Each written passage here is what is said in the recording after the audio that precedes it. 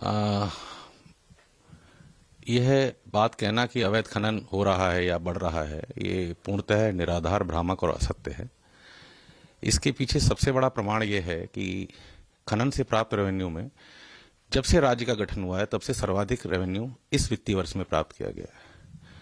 और ये पहला साल है जब फाइनेंस डिपार्टमेंट द्वारा दिया गया टारगेट पूरा ही नहीं किया गया, बल्कि उससे भी 200-250 करोड़ रुपए ज्यादा खनन राजस्व प्राप्त किया गया।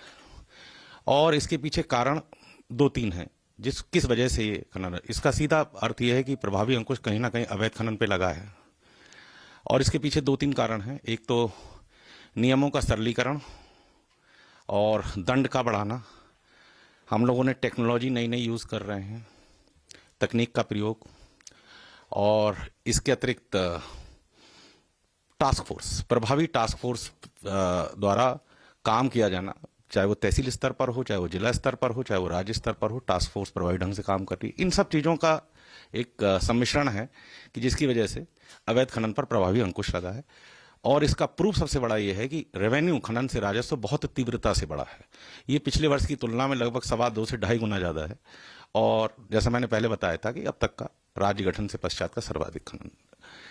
इसके अलावा जहां तक ट्रकों के रात में चलने की बात है, खनन के ट्रकों के जो होता है, स्टोन क्रशर स्क्रीन प्लांट जो होता है, वहां से जो तैयार माल होता है वो वैध प्रपत्र के साथ रात्रि में ज्यादातर प्राय निकलता है। इसके पीछे कारण ये है कि दिन के समय एक तो बड़े भारी वाहनों की अनुमति नहीं होती, और नंबर 2 ये है कि यातायात कहीं ना कहीं बाधित होगा अगर भारी वाहन आएगा।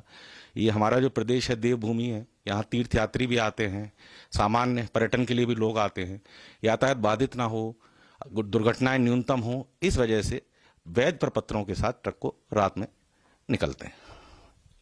तो इसलिए इन सब तथ्यों के समग्र रूप से मैं ये कहना चाहता हूं कि यह आरोप पूर्णतः निराधार, भ्रामक है और असत्य है।